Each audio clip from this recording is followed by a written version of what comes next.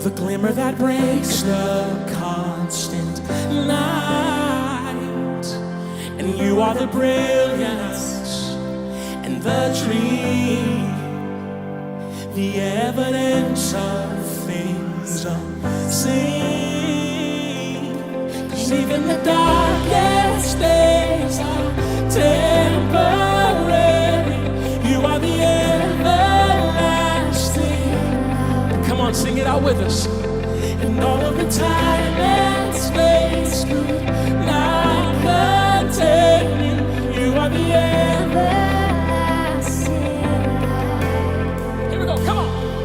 You are the glory that stays, and you never dim, you never fade.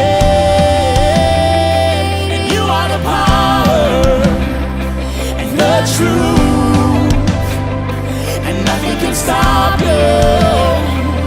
Nothing can stop you. Come on. Even the darkest days are temporary. Come on, hands lifted. You are the everlasting light. Sing it with everything you got. Come on. All of the time and space could not contain you. You are the everlasting light. Come on, let's sing that again. Even the darkest days are temporary.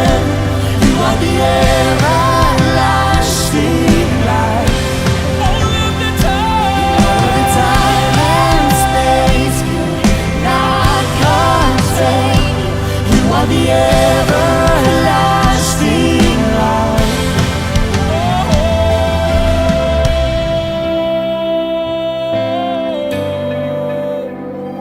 You are the everlasting light. Come on, let it ring out together. Come on.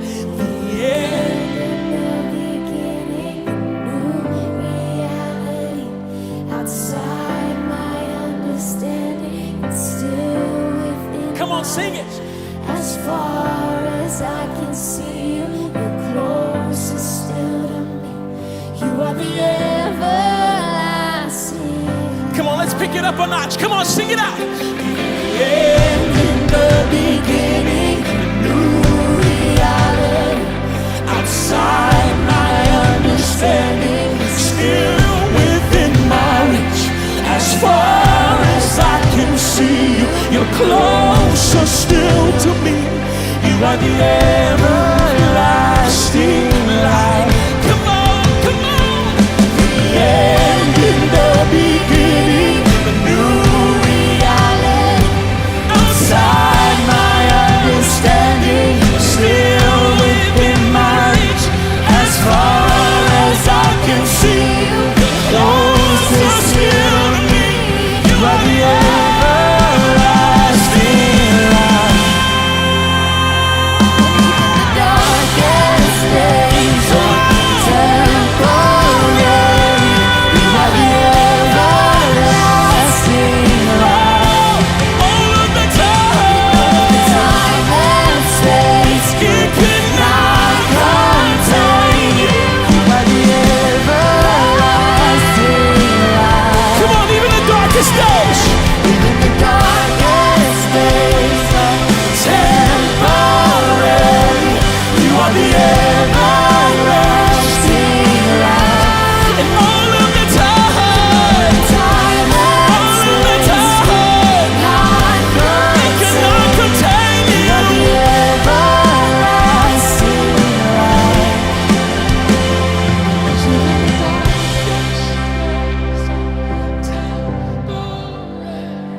You are the everlasting light. Come on, sing it like you mean it.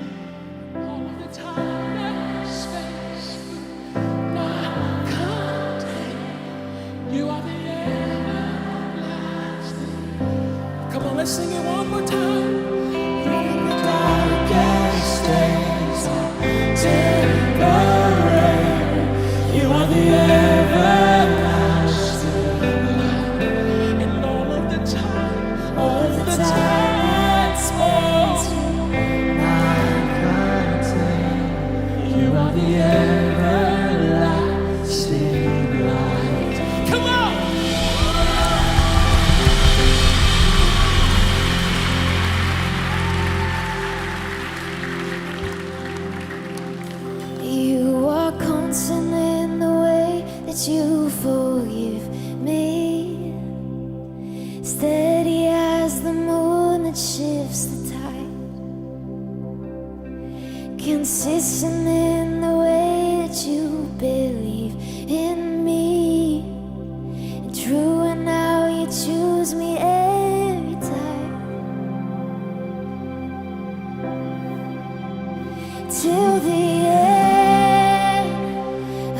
will stand with you till the end, devoted to you till the end. I will sing to you till the end. You are constant in the way that you amaze me, steady as the moon that brings the night. You are consistent in the way that you're redeeming me, true in how my past will change your mind till the end. I will stand with you till the end, devoted to you till the end. I will sing to you till the end, till the end. You can count on me till the end, faithfully till the end. I will sing to you till the end.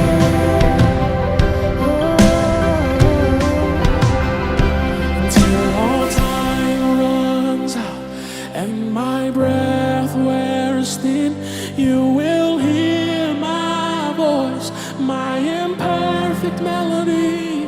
When my bones are dust and my hands can't raise, you will hear my voice. Come on, we lift that up till all time runs out Till all time and my breath wears thin. and my breath You will hear my voice. you will hear Come on, tonight we sing from now until eternity.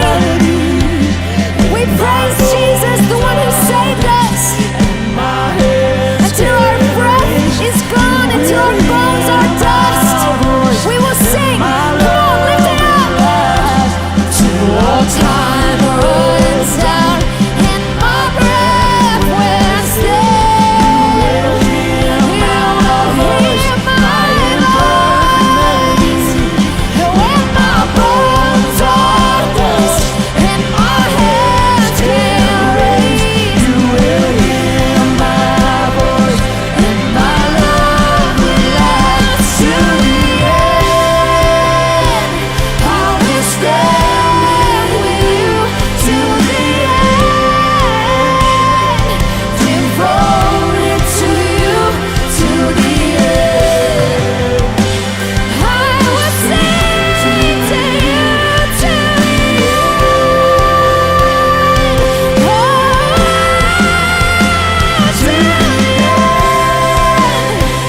You can count on me till the end,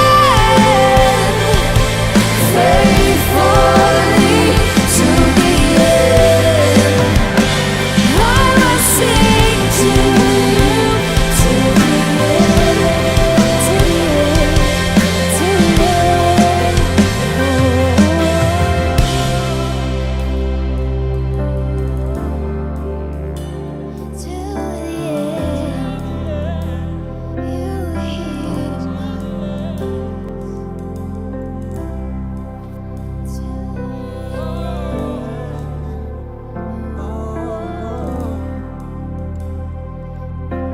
Come on, sing this out with me, Mosaic. God of my present, God of my future, you are my story. You hold it all together. God of my present, God of my future, you are my story. You hold it all together. God of my present, God of my future, you write my story. You hold it all together. God of my present, God of my future,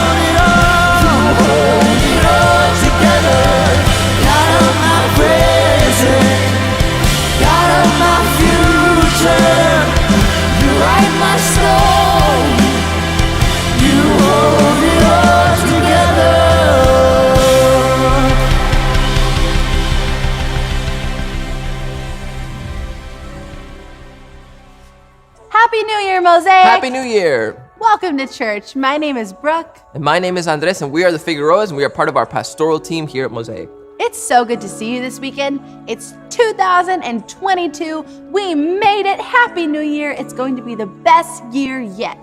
New Years are for new beginnings, and this is the perfect time to invite your friends, your family, your coworkers, anyone in your life who needs to experience the love of Jesus. Invite them to church. You can join us online at Mosaic. Just share this link, or you can invite someone to join you in person. We would love to meet you at any of our campuses in Los Angeles or Seattle, whichever's closest to you. As Brooke said, New Year's are for new beginnings, and I love that you said that because that's probably my favorite thing about the New Year is you enter into this season in which you say, what can I do better? How can I be better? How can I become better? And I know for us, one of the things that we want to do as a family is we want to be more generous than we were in 2021. And so we want to invite you, make this year a year of generosity. What we do here at Mosaic is we give together and make this happen. It just doesn't just come out of thin air. We actually sacrifice and we give generously to ensure that the kingdom of Jesus is strong and bold and continues to expand here in Los Angeles and all around the world. So we want to invite you to join with us in giving. Go to mosaic.org/give, or you can give through the Mosaic app so that this year can be the year of generosity. And we're so excited because today, this weekend, we are kicking off our Best of series with Mosaic founder and lead pastor, Erwin McManus. These are our favorite talks from him, handpicked for you. And today's talk is called Find Your Edge. So if you're excited to find your edge to go into 2022 sharp as a knife, get ready. Get ready. We love you.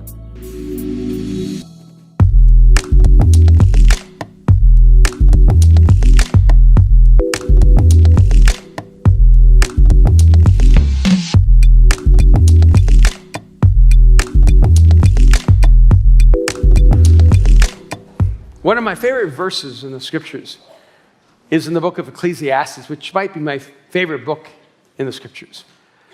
And it's in Ecclesiastes chapter 10, verse 10, because this is one of the places where Solomon becomes really practical.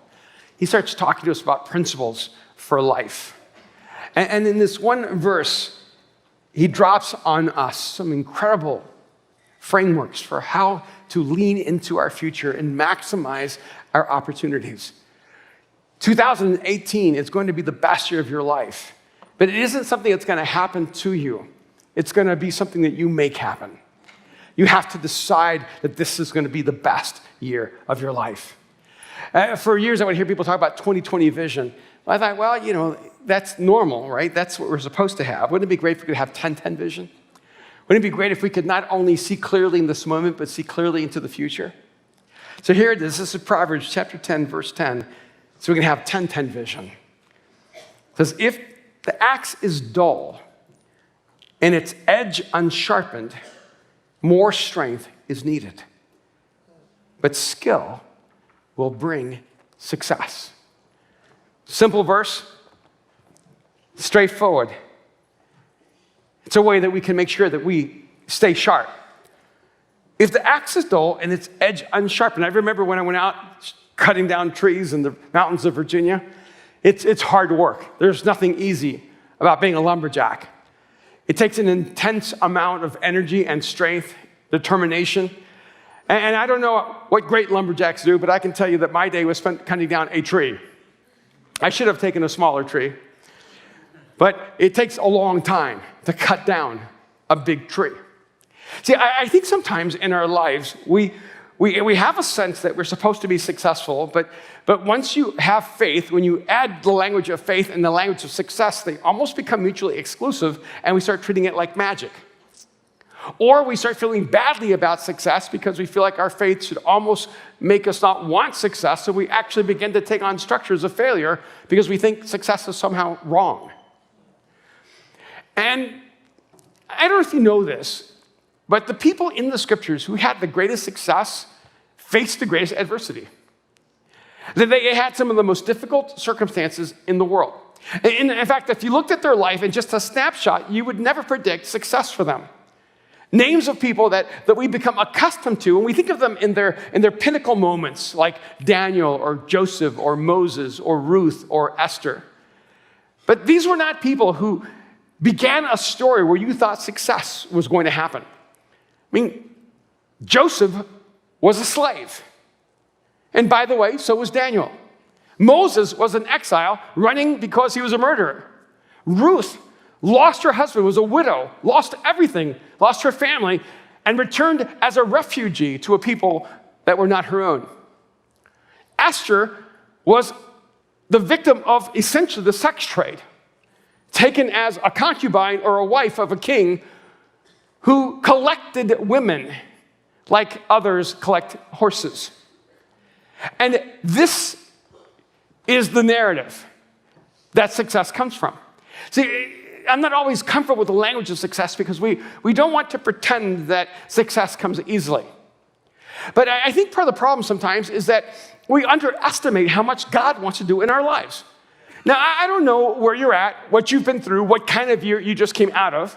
I don't know the difficulties you're facing, the hardships that you're taking on, and the challenges that may be overwhelming you. But I can tell you this, you're probably not in as bad of a situation as Babylonian captivity. So if you contrast it with the journey of Joseph or Daniel or Moses or Esther or Ruth, I think you might be able to step back and go, hey, if God could take their life and create something extraordinary, maybe God could do something with me. See, you may feel like what you're facing is daunting and overwhelming. Or you may go, well, God doesn't really guarantee success. No, he doesn't. He just offers it as an opportunity. And success is measured differently for every person. But just because success isn't a singular thing, you cannot define success for everyone. But just because you do not define success for everyone, it doesn't mean everyone cannot have success. So I want to challenge you at the beginning of 2018 and talk to you in a really pragmatic way about making this the most successful year of your life. But not hoping it happens, but making it happen. By stepping into your life with a level of ownership and responsibility that you're a lumberjack swinging at a tree, not hoping the tree will go down, but making sure that it does. But he gives us some basic insights. If the axe is dull and its edge unsharpened, more strength is needed. But skill will bring success. So opening question for me is like, what is your axe? Because we're not all lumberjacks, but we all are cutting away at something. There's something that has been placed in your hands right now. Something that God has entrusted to you that he wants you to accomplish. Something he wants you to take personal responsibility for in your life. So what's your axe? What is the thing that you need to get better and better at? What is the thing that you need to take responsibility for? What is the thing in your life that you need to take ownership of right now? And sometimes they play out in really concrete ways like goals and objectives. Sometimes it's responsibilities. And it doesn't even matter what domain you're in, what arena you're in, what your occupation is, what your vocation is, what your particular skills or talents. I do know this. There's something in your life that God has put into your hands and saying, this is your responsibility. This is your calling. This is your intention in life. And I think it can layer in many ways. Because I look at my life, I go, I have a lot of axes. In a sense, the axe that God has placed in my hand. I know that one of the axes I have in my hand is that I have a personal responsibility to be the best husband in the world to come. Yesterday was our 34-year wedding anniversary. We've been married 34 years now.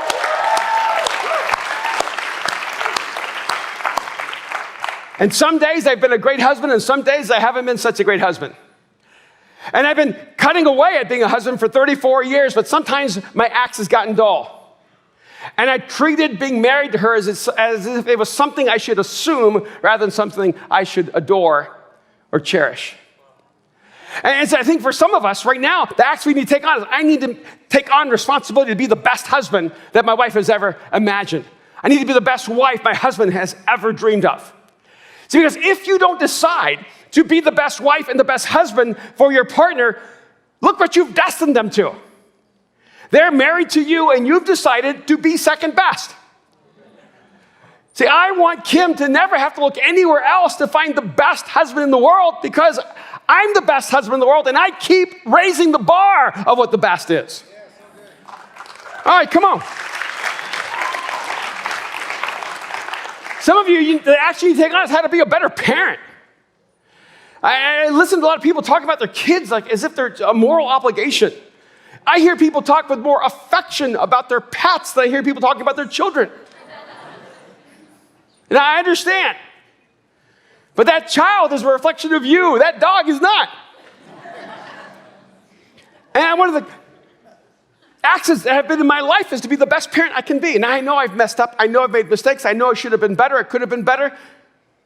But I'm grateful that I took this on as a responsibility I wanted. I love being a dad. I love being the father to Aaron and Mariah. I love having invested in Patty's life and being her dad and replacing the father she didn't know. I have loved that role in my life. And it's always been an aspiration to be the best dad I could be. See, and what sometimes we don't realize is a part of the reason we're oftentimes not great parents is because, well, we're not great humans. Because parenting is just about having a relationship with someone powerless to choose the relationship or not. See, when we have relationships, if we're not good at relationships, if we don't invest in people, if we're not caring and compassionate, if we're not forgiving and investing, other people can cut bait. But your 8-year-old doesn't have a choice. They're going to be in a relationship with you and they have this longing for your affection, adoration, and love. And so a huge part of learning how to be a better human, taking that axe and saying, I'm going to be the best human I can be, is that it makes you the best father you can be, and the best mother you can be, and the best husband and the best wife. And so aside from your career, aside from your outcome goals, maybe you should actually look at your life and going, I have an axe that's been given to me. I have relationships in my life. I have people that matter to me, and who I am will actually affect their lives, so I need to do this better. Maybe you need to ask yourself, what has God put in your hands? What is your axe? You know, some of you are in transition. You have a job, but it's not your career. And the danger is to do your job poorly because you know it's not your career. And so you keep thinking, well, this is just the job I have. I keep waiting for my career. Have you been involved in the service industry with people who, well, it's not their career, it's just their job? But the problem is it's affecting your quality of life because they're treating it as if it's something that doesn't matter. What would happen if wherever we are, whatever we have in our hands, I never planned on being a lumberjack the rest of my life. But in that moment, I tried to be the best one I could be. And I didn't know I was going to be a carpenter and I was going to work construction. I didn't know I was going to be a librarian. But every single moment of my life where I had a different role, I try to do that to the best of my ability. Because what you don't realize is that how you treat what you're in right now, it may not have a direct relationship to where you're going, but it has a direct relationship to who you're becoming, and who you're becoming has a direct relationship to where you're going. So if you don't do your job well, you're never going to do your career well. If you don't do what you don't love well right now, you're never going to do what you love well. You can applaud that because it's something we need to put into our hearts. And so without being too pragmatic, if you take a paycheck, that is a social contract to bring the best of yourself to work every single day.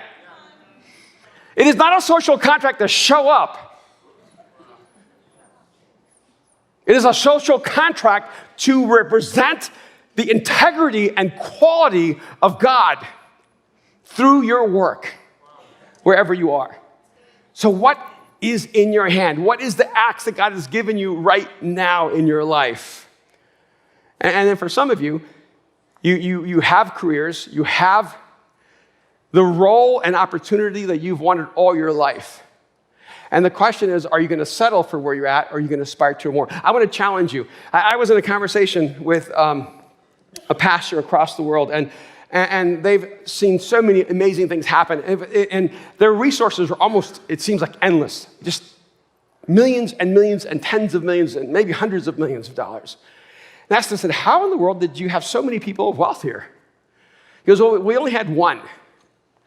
He goes, we had one person of wealth, and we've been together all of our lives. And when God brought that person, I thought, okay, I just need to go find the next 100. And he goes, God just gave me one.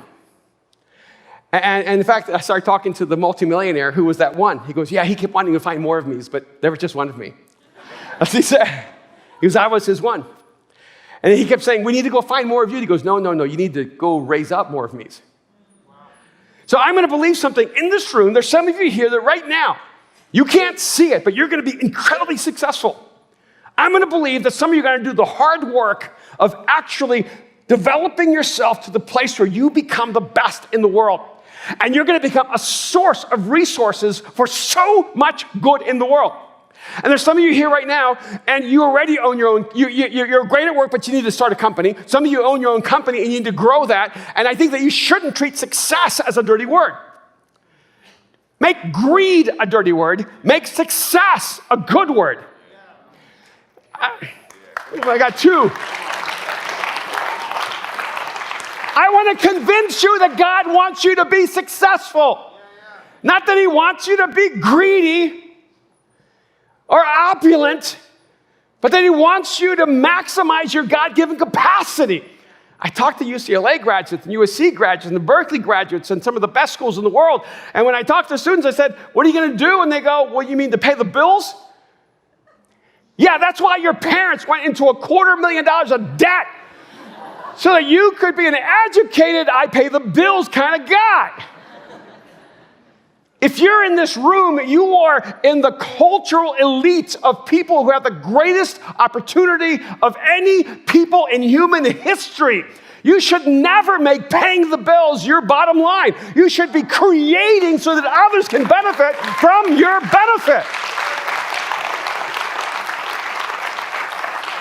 So what's your ask? It would be easy for us to say, we're just going to focus on LA. We're sending Emerson and Christina to Mexico City. We need them here. They're some of the best people we've ever had. But for us to hold on to what God gives us and not share that with the world that desperately needs it more than us would be an irresponsibility to what God has entrusted us. What is your axe? What does God put in your hands? And then, of course, once you start figuring out what your axe is, you got to figure out, how big's your tree? Now, what is God trying to get you to cut down? You don't need an axe for twigs. And you don't need a sharp axe if the tree is really, really thin, if you can just blow it over. But if you're going to take down a big tree, you're going to need a really, really sharp axe. And some of you need to step back and ask yourself, is the vision of my life big enough for the importance of my life? Am I taking on something that has been given to me by God, or am I taking on something so small that it just makes me feel like I'm big? This week, Kim told me that someone said to them, I just decided I want to be a big fish in a small pond rather than a small fish in a big pond. I just want to scream. You would rather be a big fish in a small pond. You're a guppy in a puddle.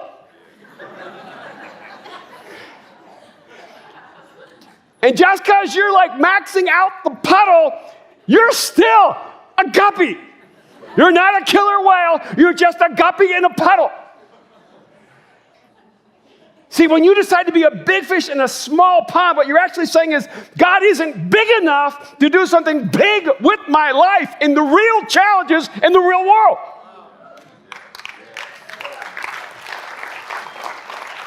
But you got to be willing to be the small fish in the big ocean so that you can grow up and be a big fish in the big ocean. So I go, how big's your tree? What are you trying to become? What are you trying to take down? What are you trying to accomplish? What are you trying to achieve with your life? And I feel like we almost have created a culture where it feels unspiritual to talk about accomplishing something. It's unspiritual to actually have ambition. It's unspiritual to want to succeed. It's unspiritual to want to become great. I want to take down big trees. How about you? Now, you have no control over whether you're going to be the best in the world. You really don't. Because even if you optimize everything about you, there's somebody in Iceland who's probably better, right? You don't know. Somebody in Argentina who might be more gifted. See, you don't have to worry about whether you're the best in the world. What you need to focus on is being the best in your world. You need the best of who you are in the world in which you've been given. But I think it's okay to go, but I still want to be the best in the world. Because I'm going to be honest, I want to be the best in the world at something. I do. But not just anything. You have to pick something. You have to pick your tree.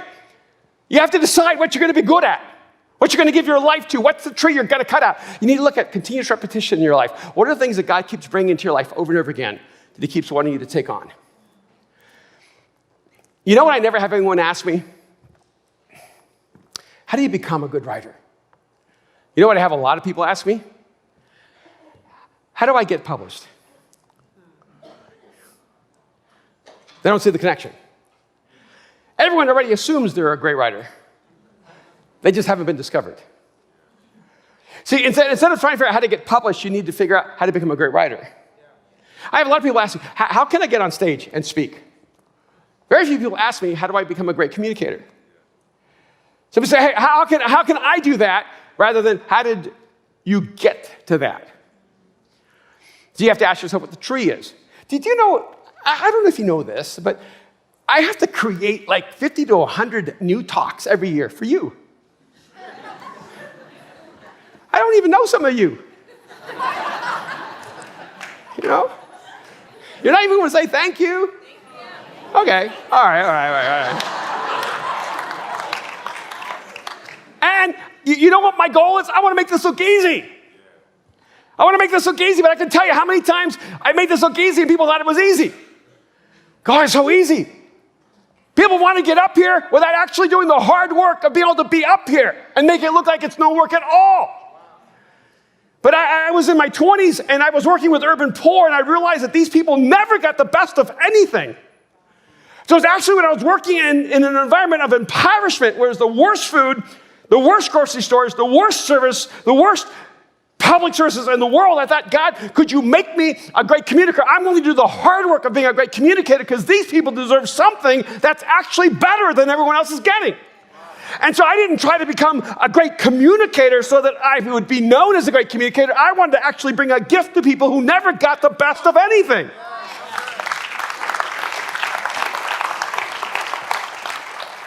So yeah, I want to be the greatest communicator in the world. Why not? Why not aspire to that? But I'm telling you, it's not easy. It's hard work. But you know what's funny? Sunday comes really fast. Shoo. Like, there I am again, Saturday night. Oh no, another talk. But I shouldn't be shocked because Sunday comes every week. And some of you think I only work on Sunday. But not only do I work all week long doing a lot of other things that steal the time to prepare for this moment, but a lot of times I'm speaking at a lot of different things. And you're invited to the last minute to do all these different things, stepping into these different moments. You have to be in all these different environments with different kind of people. And some of them who believe in God, some of them don't believe in God. And you have to actually learn how to step into those environments and be able to speak into those moments to the people where they are. And it takes a lifetime of work. But it's continuous repetition. It's going, I'm going to go at this tree. I'm going to keep working at this tree. And you have to have a lot of bad talks to have a good one. You have to write a lot of bad sentences to write a great book. But you have to decide, what's your tree? What are you trying to cut down?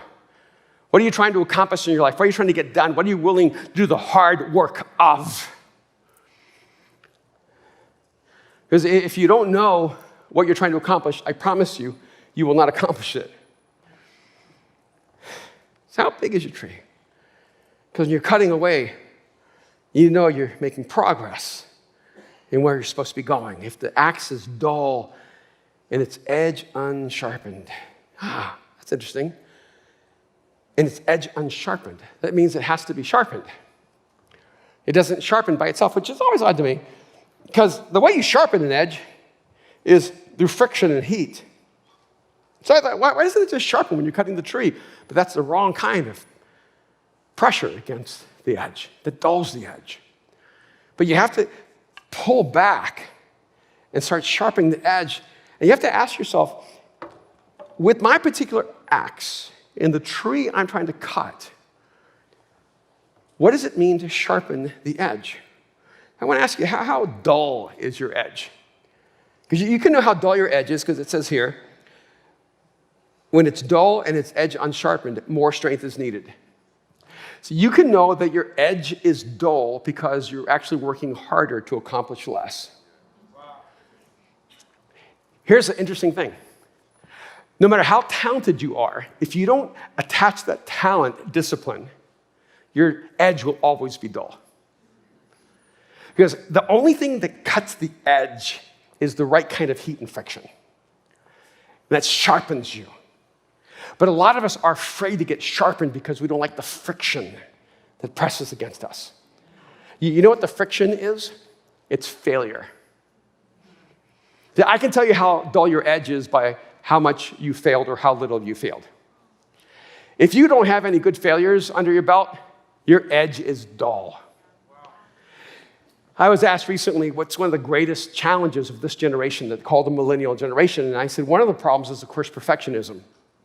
This is sociologically, psychologically, one of the assessments that's being made, that we have a generation that has a huge struggle with perfectionism. And it's because so much of our identity is based on facade, on how other people perceive us. And so then we perceive ourselves improperly. Because the only way you could ever have an internal narrative of perfectionism is to not see yourself clearly, because you're not perfect. See, I know this because I know me, and I know you. You're not perfect. And your great fear is that other people would know that, except they already know that. And so what happens is that perfectionism creates paralysis. Perfectionism creates paralysis because if you fail, it destroys your illusion of perfection. See, the only way you can protect the illusion of perfection is to do nothing. So you have to keep doing nothing to keep showing how perfect you are. Wouldn't it be great if you could be great from the first step? Wouldn't it be awesome? It would be just so much easier if whatever God created you to do, you were just awesome from day one. Boom, I'm here. I got this thing down. But even if you were born to be great at something, you start like everyone else, bad at it. You have to work at getting better. And here he's saying, look, unless the edge is sharpened, you'll need more strength. So here's the way it works. Even if you're created to be great at something, it's going to take a lot of strength, a lot of work up front. It's just going to be hard. Man, I'm kind of grateful that technology has progressed during my lifetime. Because when I began speaking, it was 8-track tapes. So we don't have any records. Then cassettes. We had some of those, right? We had cassette tapes. Oh, but we didn't have any real video. Now everything's documented. Everything's on video. Everything's on film. You can record everything on your phone. It's amazing. Now everyone sees how bad you are from the very beginning. See, most of my worst talks are hidden in the memories of people still damaged by my talks. But they only have a vague memory because they're all too old now to talk about it. But I kind of wished I had those talks just to be able to show those people here who are at the early stages going, this is what it was like. This is how bad it was. But when we got better, we just kept getting better and getting better. See, I think that one of the great dilemmas is that, and I think this is one of the great dark sides of social media, is that you guys don't have the grace to be bad at things. People just don't give you the grace to fail, to struggle. Every time you mess up, it goes viral.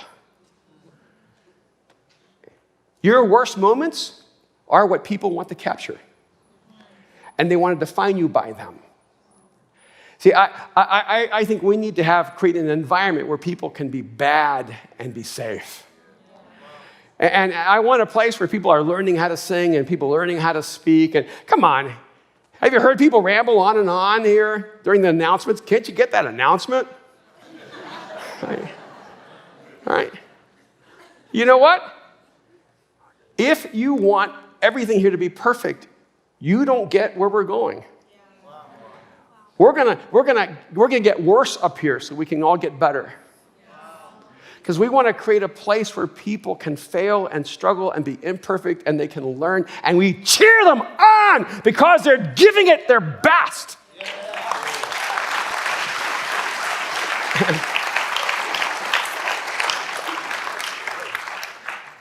I've been a little run down, I've been a little sick, and so Kim, got all nervous and worried, and had one of our doctor friends come over to the house because I wouldn't go to the doctor, and kind of frustrating, and now I'm like over-medicated. I feel like I'm about to just collapse from all the vitamins in me, but she wouldn't let me. I was going to go play basketball on Friday because I asked the doctor on Thursday, so this does mean I can play ball tomorrow, and Kim got a little angry. So she didn't let me play basketball, but she did let me do housework all day. And I realized, okay, this is how it works. If you're sick, you can't play basketball, but you can work on the house all day. And it's all good, because that's part of the healing process. And I'm not bitter. I'm just saying I've learned there's a divide or a hypocrisy that's involved in that. And I can't even remember what I'm talking about now. But, so, no, I really can't. And, oh, wow. And how dull is your edge? It's really dull right now, God. And, all right, so I was really sick, and then, and my wife. And who knows? That was going to be such a great point. And, wow, look at that. Find your edge. Is that the title of my talk? Wow. Man, I thought it was staying sharp. You should find your edge. You should. That's like, I agree with that. And 100%. And anybody remember what I was talking about? What was I talking about, John? Holes in the wall. In the great dilemma. Oh, yeah, that's right. Thank you. That works. See, so while we were working on the house, see, it's coming back to me.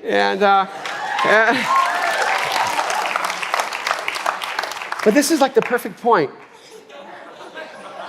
Because you see, do you realize that I talk to you every week completely from an improvisational format that I'm not writing this whole thing out. It's all kind of like in a spontaneous flow of energy and insight. And you have moments like this, where you black out and you have no idea what you're talking about in front of people. And being podcast around the world. Good to see you guys. Go Berlin!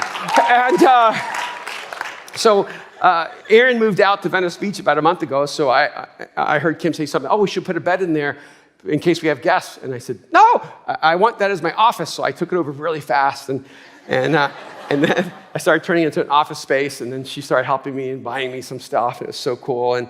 And we were driving last night, and I said, hey, honey, do you know anyone who does construction? They can fix holes and maybe paint, She goes, that room doesn't need construction. There are no holes and doesn't need painting. I said, well, do you know anyone who, can fix holes and paint? She goes, it doesn't need that. Well, see, there's some things I'm not really good at. And I've been putting things up on the wall. And then I don't know if you notice, sometimes you put a nail and then the nail doesn't stay. You put a bigger nail and then you get, it's like you start getting a hole, and then the concrete starts falling apart and then the things you're putting up start falling and scratching the walls and then the next thing you know, hammers are going where they shouldn't go and she's technically right. We didn't have any holes, and we didn't need painting, but I've been in that room. I was there all day Friday, and now we have holes and need painting. And so I've been putting up, so I went and found photographs and posters, putting them over the new windows and the new abstracts, and so that she couldn't see the damage. In fact, she came in the room, she goes, that doesn't look good there. I said, it's perfect. It's exactly where I want it. And because you know what I've discovered is that I need more strength to do things I'm bad at. It just takes me forever to do what other people are good at because I'm not good at it. And one of the ways you can know that you're in your intention is that you're actually getting better at what you do the more you do it. If it's taking more and more strength, you're just not really created to do that. It's hard work up front, but if you do the hard work, eventually you move into a rhythm where it feels easy. It just comes to you. Whenever I start a book, it's so hard. And I begin that book with so much insecurity and self-doubt and self-loathing. I'm like, I'll never be able to write another book. I don't even know how I ever wrote a book. I don't have one more sentence. I have no more ideas. I'm never going to have enough material. And just fighting through it, and you go, oh, I got a sentence. This is like a beautiful sentence. I start like adoring sentences because it's all I got. And let me share with you my next sentence. And it's hard work. And when you get to the end, you can't believe you've put together all these sentences. Have created a work that people are moved by. But it's never easy. But what's amazing is that when you're in like your skill set, when you're in that place of intention, your hard work actually makes it easier and easier and easier for you because you've worked so hard up front. But at the same time, if it's really hard always, you're probably doing the wrong thing. The other day, Mariah was sharing at Venice, and I think the only reason she shared was just to be able to mock me. And because she got up there and did the offering, she goes, I'm not the first McManus who was a worship leader at Mosaic. My dad used to be the worship leader at Mosaic, which is actually true. And I don't know if I'd call myself a worship leader, but I was a leader standing up here during worship. And I, played the guitar and sang. And she goes, yeah, my dad was the first one who wrote all the songs and he had the first album, which no longer exists. It has been destroyed for the sake of all humanity. And she started saying, my dad used to be the worship leader, but then my dad realized he should be communicating instead. And thank you, love. But it's true. Like Kim would say to me, honey, I know you love music, but because when you sing, people expect you to be as good as when you speak. And I say, what are you saying? What are you saying? And it's true because, see, you have to embrace some things and go, I love this, but this is not what I'm created to do. I can enjoy this. I'm still waiting for the Warriors to pick me up. And it's getting late, but I'm still hoping. They picked up Nick Young. They could pick me up. And I'm sorry, I shouldn't have said that. But there are things in my life I've had to let go of because they took too much strength because I didn't have the skill or the talent. But then there are other things I started doing and realized, wow, this is my sweet spot. This comes naturally. Are you asking yourself, God, what am I created to do? What is that takes less strength because I'm developing an edge that's making me focused? More strength is needed. But then he says, but skill will bring success. I love that. See, my hope for you this year is that you'll stop wasting your strength. That you'll stop wasting your energy doing the wrong things. That even if it's in your arena, that you'd stop seeking the right things for the wrong reasons. Like if you want to be an artist, but stop seeking fame. If you want to be an entrepreneur, then create wealth, but stop pursuing greed. Like make sure that you're doing things for the right reasons so that you're getting the right skills to move you forward and so that you're gaining strength from what you do. You know what I've discovered in my life? Whenever you're doing things just for you and for your personal benefit, it ends up sucking your soul away. But when you're doing it for others, there's a strength that comes to you. It's unexpected. So I'm gonna pray and believe that some of you here, you're going to do the hard work of creating multi-million, multi-billion-dollar companies. Not because you need more money, because you need more wealth, or because you need it, but because the world needs you to do what only you can do. And because the church needs you to be a part of the fuel to create the future God has. But this last phrase is so important. But skill will bring more success. Another translation says wisdom has the advantage of giving success. You ever heard that phrase, work smarter, not harder? I was thinking about that. I thought, it's almost right. Because it's not like an opposite. It's not like work smarter, not harder. Because I discovered that anything worth doing is worth doing hard. See, I work hard. People ask, what's the secret? You know, a lot of it is I just work harder than other people. I just got up before other people, went to bed after other people, worked more days than other people, worked more hours. I mean, I'd like to say it was like an act of genius or a miracle or magic. Some of it was, I just worked really hard. I just cared more than other people. See, some of you, the only reason you're not accomplishing the things God has for you, you just don't care enough. You're just not willing to pay the price. You just want to sleep more than you want to work. Or you want to watch TV more than you want to accomplish something. So I'm just going to throw this out there. Maybe we just need to work harder. But you also need to be smarter.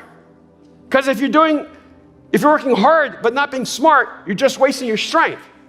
So I don't want to say be smarter, not harder. I want to say be smarter at working harder. It's a combination. Because if you're just being smarter, not harder, it's like, I'm just so smart.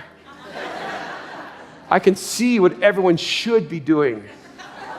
I'm not going to do it because I'm not going to work harder. That would be beneath me. I'm just going to be smarter.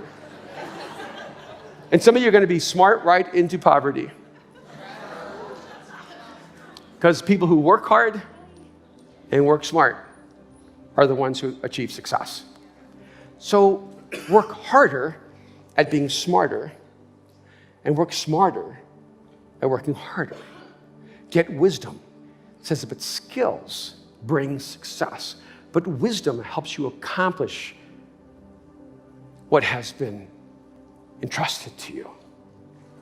What are the skills you need to learn right now? What is the wisdom you need to learn right now? You know one of my frustrations sometimes? Sharpening the axe means I can't be cutting the tree. You cannot do both at the same time. And you ever just feel like you're just so far behind everybody else? You're running out of time. You're already 28. You've lost your life. You don't have any time left. You're about to die. You only have till you're 32, and if you don't make it then, it's over. I remember when Mariah was 18, and she said, I'm a has-been. And I'm like,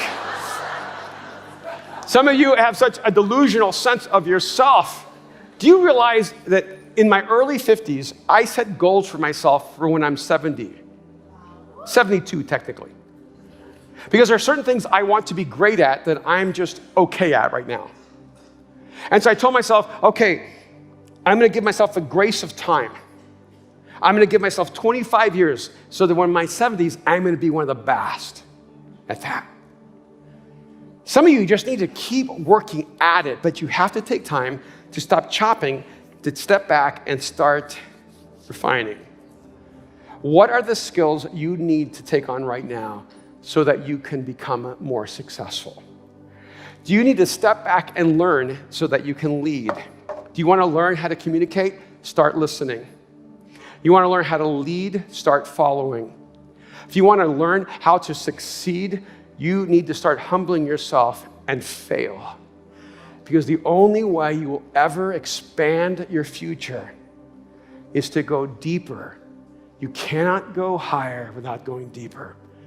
And there's some of you right now, you just need to start taking on some good failures. You need to start taking on some risks. You need to start taking on some new adventures and new endeavors in your life. Man, 2018 will be the best year of your life, but it's up to you. The axe is in your hand. The tree is right in front of you. You have the opportunity of cutting it down and watching God grow in you the strength to create a different kind of tomorrow. But you have to decide that you want it, that you are going to do it. So I can't wait. I'm so excited. This is going to be the greatest year of our life. We're going to see God do such great things. Some of you are going to just absolutely be astonished at what God is going to do through you. There's some of you right now, no one can see it, but it's in your soul. And I believe in you. I know that God has placed greatness in you, but it comes with hard work. So sharpen your sword. Sharpen your axe. Sharpen your character. Sharpen your skills. Get what you need. And by the way, I was listening to the announcement at Mosaic College. I know today's talk is like a potpourri of different thoughts. But, we started Mosaic College so that we could start sharpening the edge so that men and women could lead with greater power and effectiveness. And I think I'm so inspired. I think I'm going to teach a class this semester, Joe. And I think I'm going to teach a class on communication, or maybe leadership, or maybe thinking. And I think that my class is not going to have a title. I think I want the class of the people who are going to take the ask and say, I want to make the biggest difference in the world, and I'm willing to pay the price for it. And we'll figure out what we do. And I'm a busy guy, so to add this to my schedule is not easy. But I just think that the future leaders of the world are in this room. And there's some of you here, you have so much influence, and it's time to use that influence for the kingdom. There's some of you here, you own your companies, and it's time to take your company and use it as a platform for the kingdom of God. There's some of you here, it's time for you to partner up and say, let's do this thing together. And everyone in this room can have the most successful year of your life. It's on you. It's up to you. This is your moment. What are you going to do? Wow. Hey, would you guys just thank God for this? All right. So good. So you may be here, and you came to church today, and you thought you were going to hear about heaven, or something else that was not so relevant to your life. But I want you to know Jesus Christ, God himself, stepped into human history 2,000 years ago, died on the cross, and rose from the dead so that you could live the life you're created to live. He didn't die on the cross just to take care of you after you die on this earth. He came to put into you the life you were created to live right now. And it's the scriptures that Jesus entrusted us with that says, and this will bring you success. So if God is saying, I want to bring you success, I think you can trust that. But the first step for some of you is crossing the line of faith and giving your life to Jesus. Because you cannot receive the life God has for you without God in your life. So right now, I want to invite you, if you're here and you're ready to make this the first step of 2018, to cross the line of faith and say, Jesus, I give you my life. Here's the greatest exchange you'll ever make. You give Jesus your life, he will give you his life. I'm telling you, it's an unfair exchange. Right now, Jesus wants to give you his life. He wants to give you life. He wants to give you new life, a new future, a new heart, a new you. So I just want everyone just to bow your heads for a moment, just close your eyes. If you're here and you're tired of doing this alone, and you're ready to do this with Jesus, you're ready to let him create in you a new heart, to create in you a new future, a new life. I want you to pray this simple prayer right now. Jesus, I give you my life. That's it. Jesus, I give you my life. Right now, just pray that prayer. It's the beginning of a conversation you and God will have that will last forever. Jesus, I give you my life. Right now, just pray that. Just declare it in your heart. Jesus, I give you my life. Jesus, I give you my life.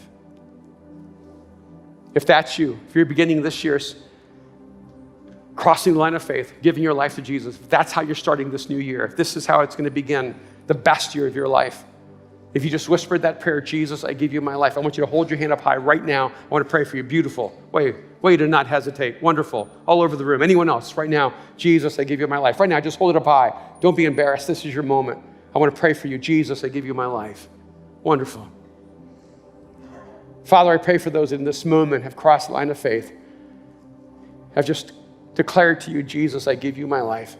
I pray that right now they would know that you have given them your life. I pray that right now they would know that you have come to dwell in them, that they belong to you, that you will never leave them or forsake them. That you would wrap them up right now with your love and your presence. And God, I pray that 2018 would be the best year of their life. that it would be the new year, the new beginning, the new heart, the new dream, the new future, the new freedom. I thank you, Father, for everyone else in this room as well, that they would step into a new future. May you take all that they've learned in the past and simply turn it into the material to create a more beautiful, astonishing, brilliant future. We thank you, Father. We thank you, Jesus, and we pray in your name. Amen. Thank you for that beautiful message, Pastor Erwin. And if you're one of the people that made that decision to cross the line of faith, to follow Jesus with your life, we have one step for you to take, and that is simply to text the word decided to 71711. Text that word, and then somebody from our team is gonna reach out to you, because we are so excited that you've made this decision, but we want to make sure that you don't make it alone, that you know that we are with you, that not only are you following Jesus, but you are also joining his family, you're joining his community. So just text decided to 71711. We love you, Mosaic. It was so good to see you at church. We'll see you next week for week 2 of the Best Of with Erwin McManus. Have a great day. Love you.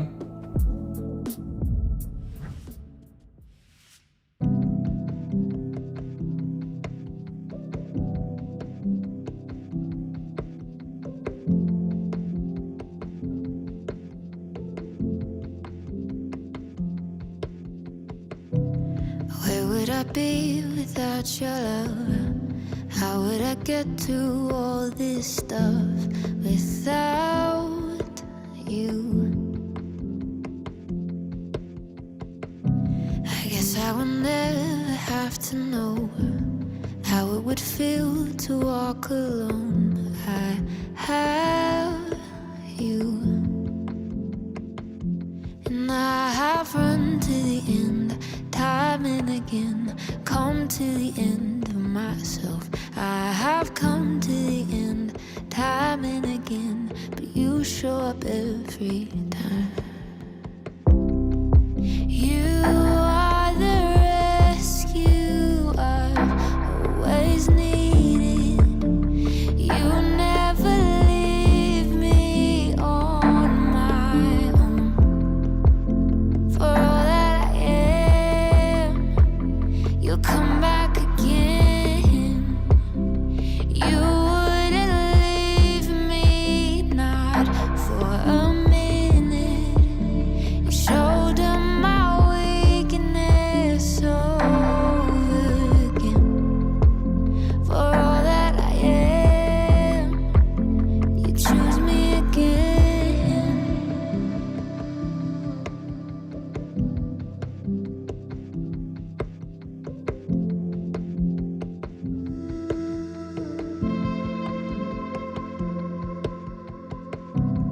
Who would I be without your love? I have a past, but still you want me.